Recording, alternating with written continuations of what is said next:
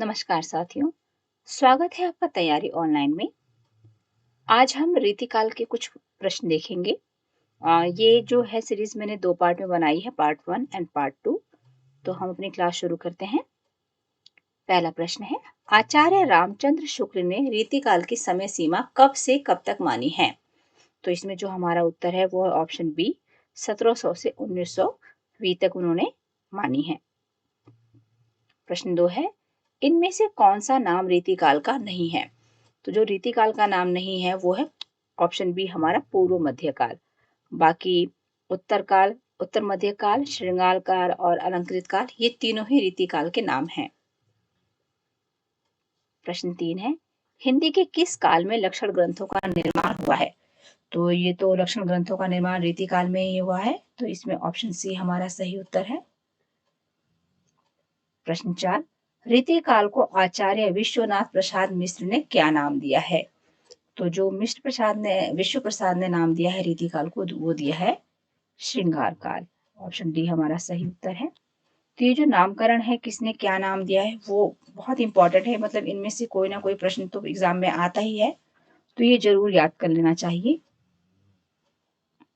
प्रश्न 5, लक्षण ग्रंथों का निर्माण करने वाले कवियों को क्या कहा जाता है? तो इसमें हमारा उत्तर है ऑप्शन सी, उनको आचार्य कहा जाता है। प्रश्न 6, रीति निरूपण का अर्थ क्या है? जो इसका अर्थ है वो है ऑप्शन ए, काव्यांग निरूपण। प्रश्न 7, आचार्य शुक्ल ने रीतिकाल का प्रवर्तक किसे माना है? तो जो आचार्य शुक्ल ने रीतिकाल का प्रवर्तक माना है वो माना है ऑप्शन बी, चिंतामणि को। प्रश्न 8 है, इनमें से कौन सा कवि रीति मुक्त कवि नहीं है? तो जो रीति मुक्त कवि नहीं है वो है ऑप्शन बी, भूषण। बाकी घनानंद, बोधा, आलम ये तीनों ही रीति मुक्त कवि हैं। प्रश्न 9 है, रीतिकाल में वीर रस की कविता करने वाला कवि इनमें से कौन है? तो जो वीर रस की कविता करने वाले कवि हैं वो है ऑप्शन डी, भूषण। ये प्रश्न कई बार परीक्षाओं में पूछा भी गया है। प्रश्न 10, इनमें से रीति सिद्ध कवि कौन है? तो अगर रीति सिद्ध कवि की बात करें तो वो है हमारे ऑप्शन ए, बिहारी। 11 प्रश्न, इनमें से कौन सा कवि रीतिबद्ध कवि है? तो यहाँ रीतिबद्ध कवि पूछे गए हैं, तो वो है हमारे देव। ऑप्शन ए यहाँ सही उत्तर है हमारा। अगला प्रश्न है, निम्न सूचियों को सुमेलित करते हुए सही विकल्प का चयन करना है। तो ऑप्शन है हमारा बिहारी वीर रस के कवि, घनानंद रीति सिद्ध कवि, देव रीतिबद्ध कवि और भूषण रीति मुक्त कवि।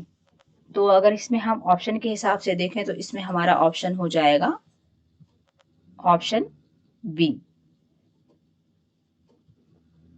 और अगर ऐसे देखें तो अभी हमने रीति सिद्ध रीति मुक्त ये देखा ही है, तो अभी हम देखें यहाँ, तो जो हमारे बिहारी हैं वो है, हाँ, बिहारी जो है वो है रीति सिद्ध कवि।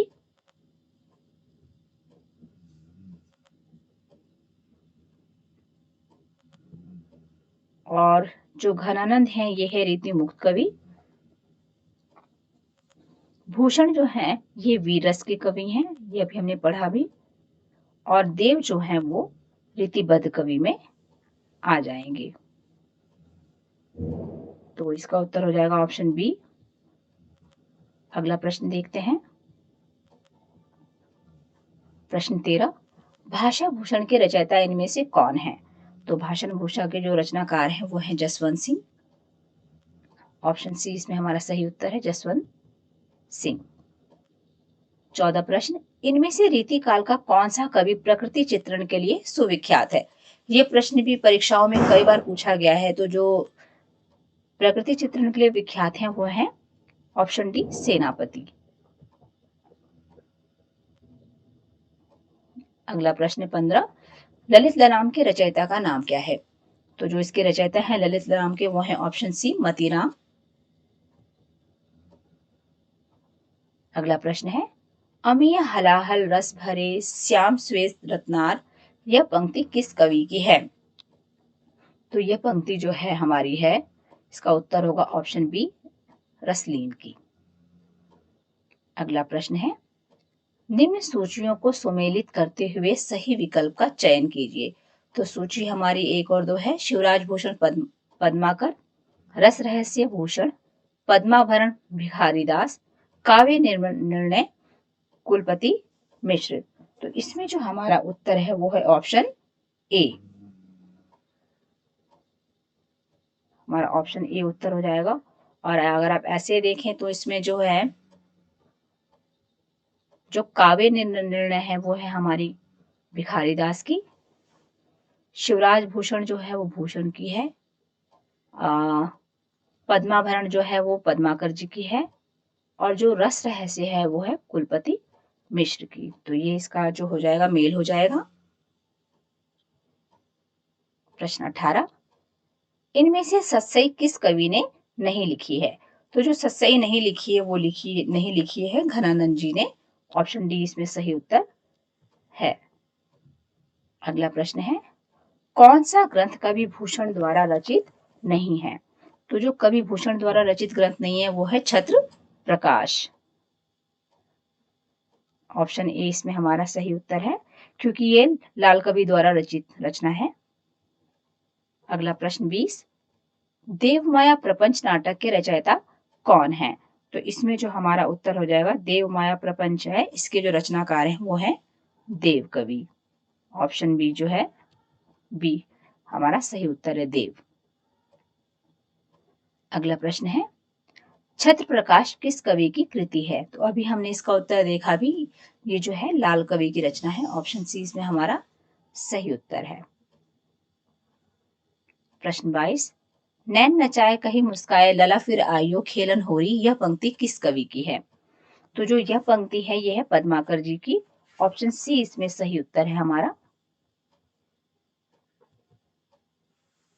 अगला प्रश्न है, निम्न सूचियों को सुमेलित करके सही विकल्प का चयन करना है। तो हमारी जो सूचियां 1 और 2 है वो है ग्वाल कवि जगत विनोद, पद्माकर हमीरहट, बोधा भावविलास, देव विरह बारिश। तो जो इसमें हमारा उत्तर हो जाएगा वो हो जाएगा ऑप्शन सी। और अगर हम ऐसे मेल देखते हैं इसका, तो जो ग्वाल कवि की रचना है वो है हमारी हमीरहट, और जो पद्माकर जी की रचना है वो है जगत विनोद। बोधा की जो रचना है वो है विरह बारिश, और जो देव की रचना है वो है भाव विलास। प्रश्न 24, इनमें से कौन सा कथन असत्य है? तो ऑप्शन ए है हमारा, बिहारी सत्सई में 713 दोहे हैं। ऑप्शन बी, भूषण रीतिबद्ध कवि हैं। ऑप्शन सी, घनानंद की प्रेमिका का नाम सुजान था। ऑप्शन डी, केशव रीतिकाल के प्रवर्तक है। तो इसमें हमारा जो असत्य कथन है वो है ऑप्शन डी, बाकी तीनों सही हैं। केशव रीतिकाल के प्रवर्तक हैं, ये असत्य कथन है। प्रश्न 25, भवानी विलास किस कवि की रचना है? तो जो भवानी विलास रचना है ये है देव की। ऑप्शन ए हमारा सही उत्तर है। अगला प्रश्न, इनमें से कौन सी रचना मतीराम की नहीं है? तो जो मतीराम की रचना नहीं है वो है रसिक प्रिया। ऑप्शन डी सही उत्तर है, क्योंकि जो रसिक प्रिया रचना है ये है केशवदास की। प्रश्न 27, इनमें से कौन सी रचना केशवदास की नहीं है? तो जो केशवदास की रचना नहीं है वो है रस रहस्य। ऑप्शन डी इसमें सही उत्तर है हमारा। अगला प्रश्न, जन्म ग्वालियर जानिए मथुरा बसी ससुराल, यह पंक्ति किस कवि के विषय में है? तो ये जो पंक्ति है ये ऑप्शन बी, बिहारी जी के विषय में है। प्रश्न 29, जयपुर नरेश प्रताप सिंह के दरबार में रहने का श्रेय किस कवि को मिला था? तो जो ये मिला था ऑप्शन बी हमारा, पद्माकर जी को। ऑप्शन बी इसमें सही उत्तर है। प्रश्न 30 देखते हैं, इनमें से कौन सा कवि इटावा का निवासी माना जाता है? तो जो इटावा के निवासी माने जाते हैं वो माने जाते हैं ऑप्शन डी, देव।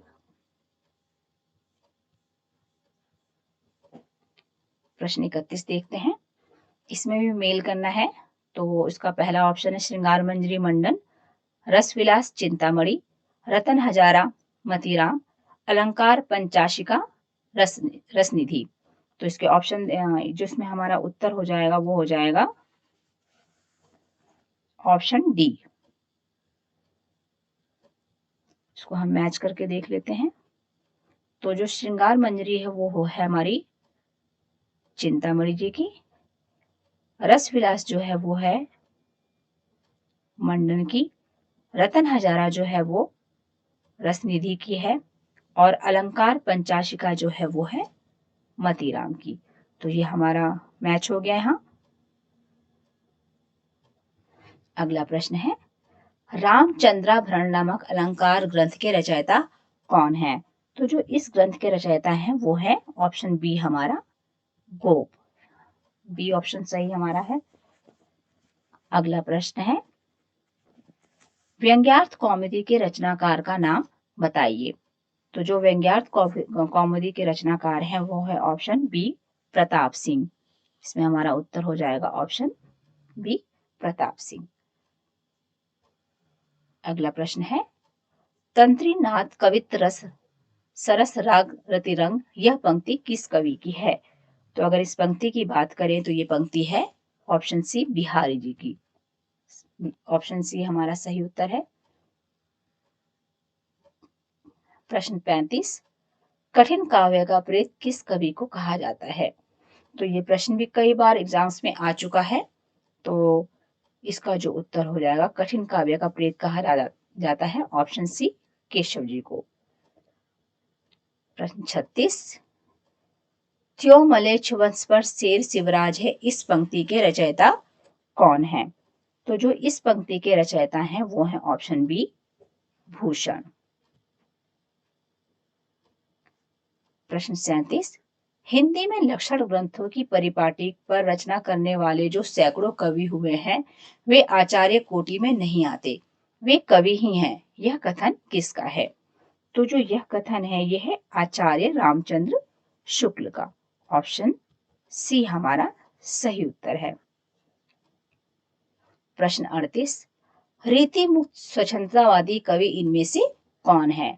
तो अगर हम स्वच्छंदतावादी कवि की बात करें तो यहाँ हमारा उत्तर हो जाएगा ऑप्शन ए घनानंद है रीति मुक्त स्वच्छंदतावादी कवि। अगला प्रश्न देखते हैं 39, लक्षण ग्रंथ का अभिप्राय इनमें से क्या है? तो जो लक्षण ग्रंथ का अभिप्राय है वो है ऑप्शन ए काव्यांग निरूपक ग्रंथ। ऑप्शन ए हमारा यहाँ उत्तर है। अगला प्रश्न है 40, यद्यपि सुजाति सुलक्षणी सुवरन सरस सुविरित भूषण बिनु न बिरजाई कविता बनिता मित्र। तो ये पंक्तियां पूछी गई हैं, ये किसकी हैं? ये दोहा किस कवि का है? तो ये जो दोहा है ये है ऑप्शन ए केशव जी का। तो यहाँ ऑप्शन ए हमारा सही उत्तर हो जाएगा। अगला प्रश्न देखते हैं, भानु दत्त की रसमंजरी के आधार पर रीति आचार्यों ने किस प्रकार के ग्रंथों की रचना की? तो इसमें हमारा उत्तर हो जाएगा ऑप्शन सी नायिका भेद ग्रंथों की रचना की है इन लोगों ने। अगला प्रश्न है, रीति काल के कवियों को आचार्य न मानने का कौन सा कारण इनमें से नहीं है? तो इसमें जो हमारे ऑप्शन है वो है ये किसी मौलिक सिद्धांत का आविष्कार नहीं कर सके। ऑप्शन बी है इनमें कवित्व शक्ति का अभाव था। ऑप्शन सी है इनका ज्ञान अधूरा एवं अधकचरा था। और ऑप्शन डी है इनमें सूक्ष्म विवेचन शक्ति का अभाव था। तो अगर इसमें उत्तर की बात करें तो इसमें उत्तर होगा हमारा ऑप्शन बी, इनमें कवित्व शक्ति का अभाव था। प्रश्न 43 देखते हैं, डॉक्टर नगेंद्र ने रीति ग्रंथकारों को किस प्रकार का आचार्य माना है? तो जो डॉक्टर नगेंद्र ने रीति ग्रंथकारों को माना है वो माना है ऑप्शन ए कवि शिक्षक आचार्य माना है। प्रश्न 44 देखते हैं, इनमें से कौन रीतिकाल का कवि नहीं है? तो रीतिकाल के कवि नहीं है वो है ऑप्शन बी रसखान। नहीं, ऑप्शन बी हमारा यहाँ सही उत्तर हो जाएगा। प्रश्न 45 है, इन सूचियों को सुमेलित करके सही विकल्प का चयन करना है। तो अगर हम इसके हिसाब से देखें तो हमारा यहाँ ऑप्शन ए सही होगा। और अगर मैच करके देखते हैं तो जो देव की रचना है वो है हमारी ऑप्शन बी, शब्द रसायन। और भिखारी दास जी की है काव्य निर्णय। चिंतामणि जी की जो है वो है, हाँ जी, कवि कल्पतरु। और पद्माकर जी की जो है वो है पद्माभरण। तो ये हमारा मैच हो जाएगा इसका। अगला प्रश्न देखते हैं, इत आवती चली जात उत चली छह सातक हाथ, यह पंक्ति किस कवि की है? तो अगर इस पंक्ति की बात करें तो यह है ऑप्शन सी, बिहारी की पंक्ति है। प्रश्न 47, इनमें से कौन सी विशेषता सामान्यतः रीतिकालीन काव्य की नहीं है? तो अगर रीतिकालीन काव्य की विशेषता जो नहीं है तो उसकी बात करें तो यहाँ हो जाएगा ऑप्शन सी हमारा, राष्ट्रीय भावना इसकी विशेषता नहीं है। अगला प्रश्न है, रनित भृंग घंटावली झरित दान मधुनीर में किस ऋतु का वर्णन बिहारी ने किया है? तो इन पंक्तियों में बिहारी जी ने किया है वसंत ऋतु का वर्णन। ऑप्शन डी हमारा यहाँ सही उत्तर है। अगला प्रश्न देखते हैं 50वां, भाषा के लक्षक एवं व्यंजक बल की सीमा कहाँ तक है? इसकी पूरी परख इन्हीं को थी। आचार्य शुक्ल ने इस कथन में इन्हीं शब्द किस कवि के लिए प्रयुक्त किया है? तो ये जो है इन पंक्तियों में इन्हीं शब्द का प्रयोग जो किया है आचार्य शुक्ल ने वो किया है घनानंद जी के लिए। तो यहाँ हमारा ऑप्शन बी सही उत्तर है। 91वां प्रश्न है हमारा, प्रेम मार्ग का ऐसा धीर पथिक और जम्बादानी का ऐसा दावा रखने वाला ब्रजभाषा का दूसरा कवि नहीं हुआ है, यह कथन किस आलोचक का है? तो जो यह कथन है यह है आचार्य रामचंद्र शुक्ल का। ऑप्शन डी हमारा यहाँ सही उत्तर है। प्रश्न 52, अति सूधो स्नेह कुमारक जहां नेक सयापन बांक नहीं, यह पंक्ति किस कवि की है? तो जो यह पंक्ति है यह पंक्ति है ऑप्शन डी घनानंद जी की। अगला प्रश्न है, यह प्रेम कुपंथ कराल महा तरवारी की धार पे धामनो है, इस पंक्ति के रचयिता कौन है? तो इस पंक्ति के रचयिता जो है ऑप्शन बी बोधा जी हैं। अगला प्रश्न है, नैनन में जे सदा रहते तिनकी अब कान कहानी सुनियो करे, इस पंक्ति के रचयिता कवि इनमें से कौन है? तो जो रचयिता कवि हैं इन पंक्तियों के वो हैं ऑप्शन बी आलम। अगला प्रश्न है, इनमें से कौन सा ग्रंथ केशव का नहीं है? तो जो केशव का ग्रंथ नहीं है वो है भाषा भूषण। ऑप्शन सी हमारा सही उत्तर है, क्योंकि भाषा भूषण जो है वो जसवंत सिंह की रचना है। प्रश्न 56 देखते हैं, किस कवि की संवाद योजना को सर्वश्रेष्ठ माना गया है? तो अगर संवाद योजना की बात करें तो वो माना गया है केशवदास जी की। ऑप्शन ए हमारा सही उत्तर है यहाँ। प्रश्न 57 देखिए, रसराज और ललित ललाम ग्रंथों के रचयिता का नाम बताइए। तो इन दोनों ही ग्रंथों के रचयिता का नाम है मतीराम। ऑप्शन ए हमारा सही उत्तर है। अगला प्रश्न है, सिंधु तरियो उनको बनरा तुम पे धनुरेख गई न तरी, यह पंक्ति किस कवि की है? तो जो यह पंक्ति है यह है केशव की। ऑप्शन बी हमारा सही उत्तर है। अगला प्रश्न है, निम्न सूचियों को सुमेलित कीजिए तथा उपयुक्त विकल्प का चयन कीजिए। तो यहाँ है, यह ललित लाल केंधो लसत दिग्भागमनी के भाल घनानंद। ऑप्शन 2 है हमारा, रावरे रूप की रीति अनूप नयो नयो लागत ज्यो ज्यो निहारिये बिहारी। ऑप्शन 3, या अनुरागी चित्त की गति समझे न कोई पद्माकर। और चौथा ऑप्शन है, नैना नचाए कहीं मुस्काए लला फिर आइयो खेलन होरी। तो इसमें जो ऑप्शन हो जाएगा वो हमारा ऑप्शन डी सही उत्तर हो जाएगा। Option D. तो जैसा कि आप देखेंगे, अगर सबसे पहली जो लाइन है, यह ललित लाल केंधो लसत दिग्भागिनी के भाल को, तो ये जो लाइनें हैं ये है बिहारी जी की। और जो दूसरा ऑप्शन है, रावरे रूप की रीति अनूप नए नए लागत ज्यों को निहारिए, तो ये जो लाइनें हैं ये है घनानंद जी की। और जो तीसरा ही है, या अनुरागी चित्त की गति समझे न कोय, ये जो पंक्तियां हैं ये केशवदास जी की हैं। और ये तो जो है चौथा ऑप्शन हम पहले भी पढ़ चुके हैं, नैन नचाए कहीं मुस्काए लला फिर आयो खेलन होरी, ये पद्माकर जी की लाइनें हैं। अगला प्रश्न है हमारा 60 नंबर। ऊंचे घोर मंदिर के अंदर रहन बारी ऊंचे घोर मंदिर के अंदर रहाती हैं, यह पंक्ति किस कवि की है? तो ये जो पंक्ति है ये है भूषण की। ऑप्शन सी हमारा सही उत्तर है। 61वां प्रश्न देखते हैं, भूषण का कौन सा ग्रंथ इसमें से रीति ग्रंथ है? तो जो रीति ग्रंथ की बात की गई है तो वो भूषण का ग्रंथ है शिवराज भूषण। ऑप्शन ए यहाँ सही उत्तर है। प्रश्न 62 देखते हैं, किस कवि की पालकी में बुंदेलखंड के एक शासक ने अपना कंधा लगाया था? तो इसका उत्तर भी हो जाएगा भूषण। 63 नंबर प्रश्न है, शिवराज भूषण में अलंकारों की संख्या कितनी है? तो शिवराज भूषण में जो अलंकारों की संख्या है वो है 105। ऑप्शन बी हमारा सही उत्तर है। अगला प्रश्न है, बतरस लालच लाल की मुरली धरी लुकाए सोह करे भौनु हंसे देन कहे नटी जाए में कौन सा रस है? तो इन पंक्तियों में है श्रृंगार रस। ऑप्शन बी हमारा सही उत्तर है।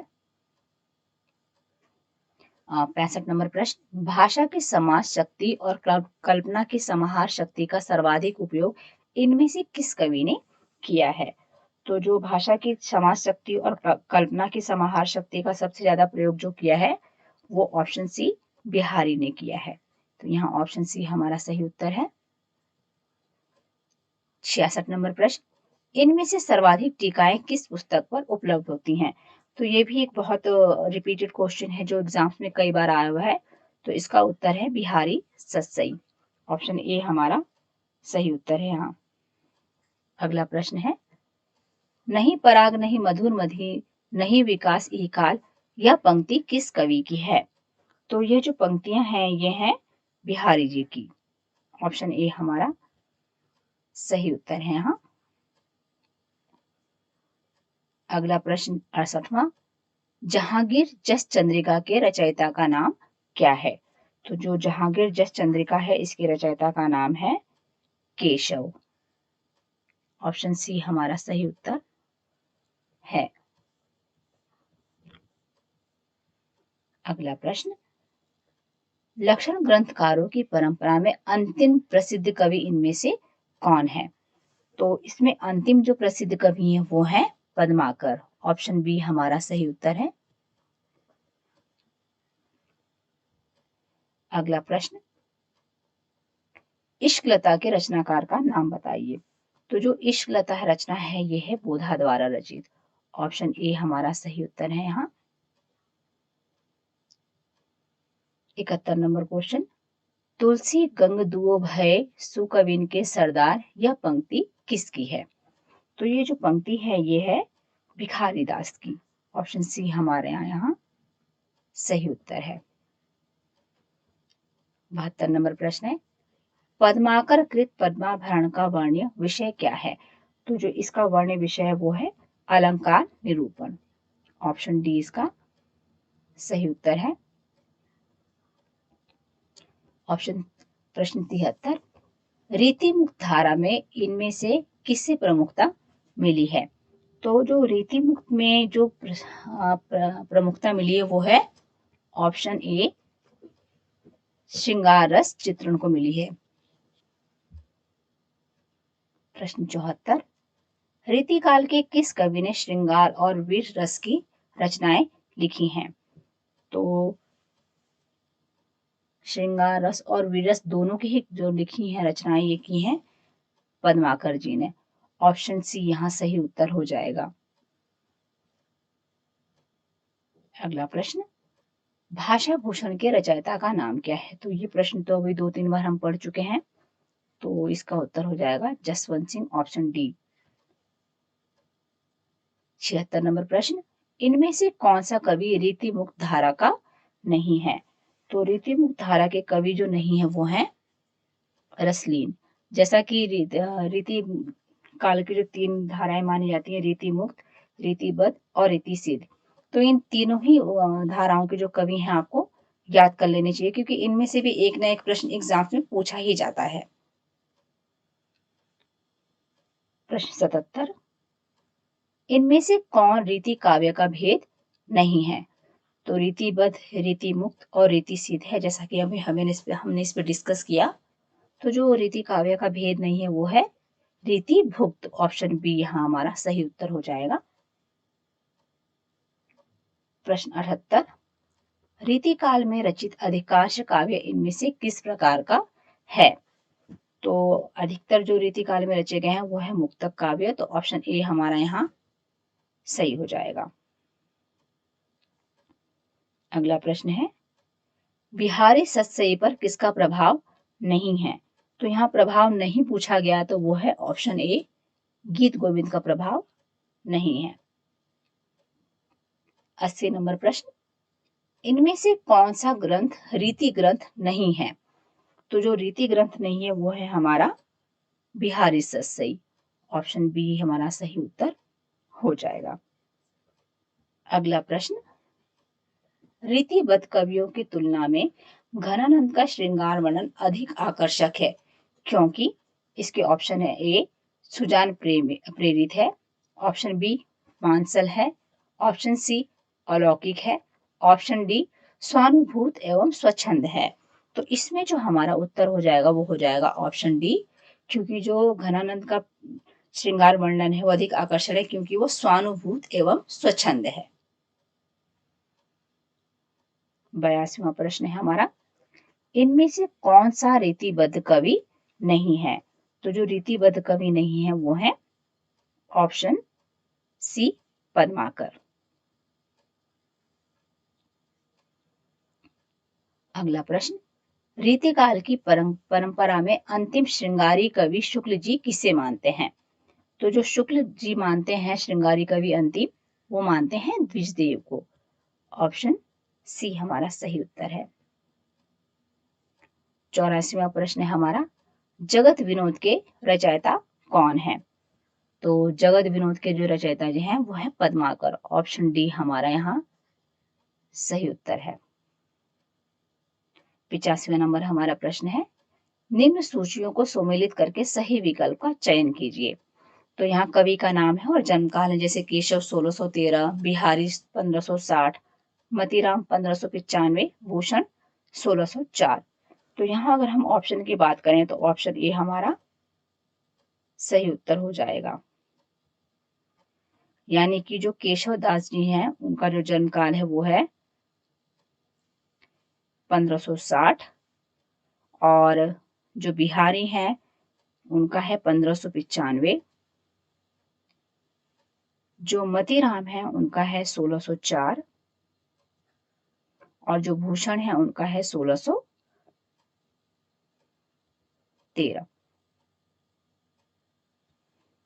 तो अगला प्रश्न देखते हैं, इनमें से मतीराम की रचना कौन सी नहीं है? तो मतीराम की रचना कौन सी नहीं है ये पूछा गया है, तो यहाँ हो जाएगा ऑप्शन बी हमारा, छंदमाला इनकी रचना नहीं है।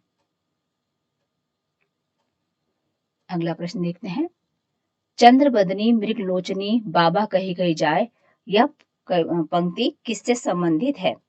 तो जो ये पंक्ति है वो केशव से संबंधित है, ऑप्शन सी हमारा यहाँ सही उत्तर हो जाएगा। 88 नंबर जो प्रश्न है, निम्न सूचियों को सम्मिलित करते हुए सही विकल्प का चयन कीजिए। तो यहाँ कवि दे रखे हैं और उनके आश्रयदाता दे रखे हैं जिनको हमें मैच करना है, जैसे बिहारी प्रताप शाही, देव शिवाजी, भूषण भवानी सिंह और पद्माकर जय सिंह। तो इसमें जो हमारा उत्तर होगा वो हो जाएगा ऑप्शन बी। तो हम मैच करेंगे तो देखेंगे जो बिहारी थे वो जय सिंह थे इनके आश्रयदाता, जो देव थे वो भवानी सिंह के यहाँ, भूषण थे वो शिवाजी और पद्माकर जो है प्रताप शाही। तो ये इसका मैच हो जाएगा। 89 नंबर प्रश्न देखते हैं। इनमें से कौन सी रचना पद्माकर की नहीं है? तो जो पद्माकर की रचना नहीं है वो है ऑप्शन ए ललित ललाम, जैसे कि हम पहले पढ़ चुके हैं कि ये मतीराम जी की रचना है। 90 नंबर प्रश्न। देव ने किस नए संचारी भाव की उद्भावना की है? तो वैसे 33 संचारी भाव हैं, तो ये 34वां जो संचारी भाव था जो देव जी ने इसको उद्भावना की थी वो था छल। ऑप्शन डी हमारा यहाँ सही उत्तर है। अगला प्रश्न है, अभिधा उत्तम काव्य है मध्य लक्षणालीन, यह पंक्ति किस कवि की है? तो जो ये पंक्ति है वो है देव की। ऑप्शन सी हमारा यहाँ सही उत्तर है। अगला प्रश्न है 92। हरणी के नैनानों में तरनी के ये नैन में कौन सा अलंकार है? तो इन पंक्तियों में जो अलंकार है वो है ऑप्शन बी यमक प्रतीप। अगला प्रश्न 93। इनमें से कौन बिहारी सतसईका की टीका नहीं है? तो जो टीका बिहारी सतसई की नहीं है वो है सुबोधार्थ बोधनी। ऑप्शन डी यहाँ हमारा इसका सही उत्तर है। अगला प्रश्न है 94 नंबर। कुंदन को रंग फीको लगे झलके अति अंगनी चारु गोराई, यह पंक्ति किस कवि की है? तो ये जो पंक्ति है ये है मतीराम की। ऑप्शन ए हमारा यहाँ सही उत्तर है। 95 नंबर प्रश्न। श्रृंगार लतिका के रचयिता कौन है? तो जो श्रृंगार लतिका के रचयिता हैं वो हैं द्विजदेव। ऑप्शन बी यहाँ सही उत्तर है हमारा। 96 नंबर प्रश्न। रीतिकाल के कौन से प्रसिद्ध कवि भारतेंदु के पिता थे? तो यहाँ भारतेंदु जी के जो पिता थे वो थे गिरधर दास। ऑप्शन बी हमारा यहाँ सही उत्तर है। 97 नंबर प्रश्न। राम सतसई के रचयिता कवि का नाम बताइए। तो जो इसके रचयिता हैं वो राम सहाय दास, मतलब रचना में नाम राम आ रहा है और इसमें भी राम है, तो ऑप्शन सी हमारा यहाँ सही उत्तर है। 98 प्रश्न देखते हैं। ढेल सो बनाए आए मेलत सभा के बीच लोगन कवित की वो खेर करी जानो है, यह पंक्ति किस कवि की है? तो जो ये पंक्ति है वो है ठाकुर की। ऑप्शन ए हमारा यहाँ सही है। 99 नंबर प्रश्न देखें। जान मिले तो जहान मिले, नहीं जान मिले तो जहान कहाँ को, यह पंक्ति किस कवि की है? तो जो ये पंक्ति है ये है बोधा की। ऑप्शन सी यहाँ सही उत्तर है। 100 नंबर प्रश्न। इनमें से महाभारत और हरिवंश का हिंदी पद्य में अनुवाद किस कवि ने किया? तो जो ये किया था ये किया था ऑप्शन ए गोकुलनाथ गोपीनाथ ने। 101 नंबर प्रश्न है, सुजान चरित के रचयिता का नाम बताइए। तो जो सुजान चरित है ये है ऑप्शन सी सूदन ने। कई बार सुजान का नाम सुन के हम लोग कंफ्यूज हो जाते हैं कि ये घनानंद ने की है, उनकी प्रेमिका का नाम था, लेकिन नहीं, ये सूदन कवि की रचना है। ऑप्शन सी यहाँ सही उत्तर है। अगला प्रश्न है, भरतपुर के राजा सुजान सिंह के दरबारी कवि इनमें से कौन कवि थे? तो जो इनके दरबारी कवि थे वो थे सूदन। Option D. अगला प्रश्न 103। इनमें से कौन सा ग्रंथ वीर रसात्मक नहीं है? तो जो वीर रसात्मक नहीं है वो है जगत विनोद। ऑप्शन डी यहाँ हमारा सही उत्तर है। 104 नंबर प्रश्न देखते हैं। पौन मया करी घूंघट टरे दया करी दामनी दीप दिखावे, यह पंक्ति किस कवि की है? तो जो ये पंक्ति है वो है नागरीदास की। ऑप्शन ए हमारा सही उत्तर है। 105 नंबर प्रश्न। पृथ्वी सिंह इनमें से किस कवि का वास्तविक नाम था? तो जो पृथ्वी सिंह जो वास्तविक नाम था वो है ऑप्शन बी रसनिधि जी का वास्तविक नाम था। अगला प्रश्न, ये साक्षात रसमूर्ति और ब्रजभाषा के प्रधान स्तंभों में है, यह उक्ति आचार्य रामचंद्र शुक्ल ने किस कवि के बारे में कही है? तो ये जो पंक्तियां हैं ये शुक्ल जी ने घनानंद जी के बारे में कही है। ऑप्शन डी हमारा यहाँ सही उत्तर है। 107 नंबर प्रश्न, छत्र प्रकाश के रचयिता का नाम बताइए। तो जो छत्र प्रकाश है वो है ऑप्शन डी ऑप्शन सी लाल कवि की रचना है ये। अगला प्रश्न, छत्र प्रकाश किस प्रकार का काव्य है? तो जो छत्र प्रकाश है ये एक चरित काव्य है। ऑप्शन बी हमारा यहाँ सही उत्तर है। अगला प्रश्न 109, छंदों की विविधता केशव की किस रचना में है? तो ये जो है छंदों की विविधता देखने को मिलती है ऑप्शन सी रामचंद्रिका में देखने को मिलती है। इसको छंदों का अजायब घर भी कहा जाता है, आपने पढ़ा ही होगा। अगला प्रश्न, रीति काल में राष्ट्रीयता की भावना जगाने वाले कवि कौन थे? 110 नंबर प्रश्न है ये। तो इसमें हमारा उत्तर हो जाएगा ऑप्शन बी भूषण। 111 नंबर प्रश्न, बिहारी सतसई इनमें से किस वर्ग में आता है? तो जो बिहारी सतसई है वो मुक्तक काव्य में आता है। ऑप्शन बी हमारा यहाँ सही उत्तर है। 112 नंबर प्रश्न, घनानंद को अमर करने वाली रचना का नाम क्या है? तो जो घनानंद को अमर करने वाली रचना है वो है सुजान सागर। ऑप्शन बी हमारा यहाँ सही उत्तर है। अगला प्रश्न 113, लोग हैं लागी कवित बनावत मोही तो मेरे कवित बनावत, यह पंक्ति किस कवि की है? तो जो ये पंक्ति है ये घनानंद जी की है। ऑप्शन डी सही उत्तर है हमारा।